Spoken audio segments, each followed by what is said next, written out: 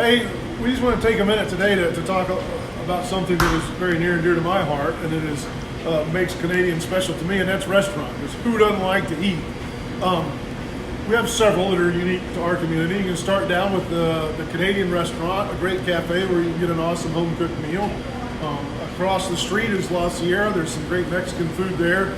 You go down a little ways, the Cattle Exchange, some of the best steaks around that you could ever want or wish for. And then across the street is the Stumbling Goat, where you can get a good greasy burger or wings or whatever that might be. All the way down on the other end of 2nd Street is one of my favorite places to eat is Alexander's.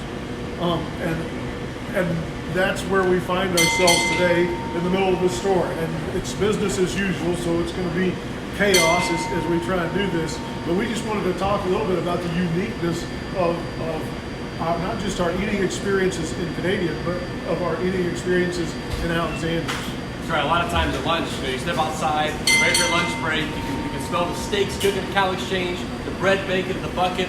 All different restaurants have all different smells, and it makes your stomach start rumbling, makes your mouth water a little bit.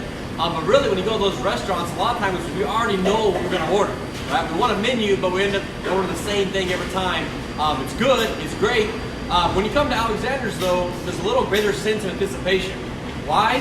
Because the hotline. It's different every day.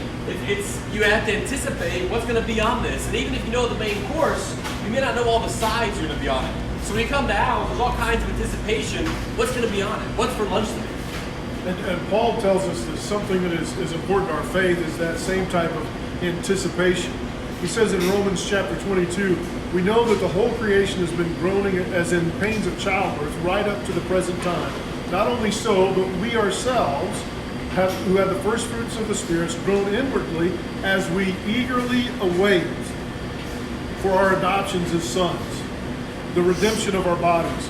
For in this hope we were saved, but hope that is seen is not hope at all.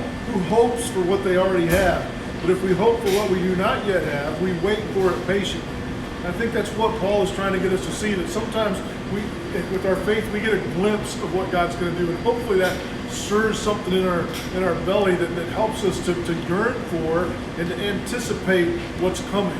And then we rely on and patiently wait with hope. In Romans 5, Paul says that hope will not disappoint us.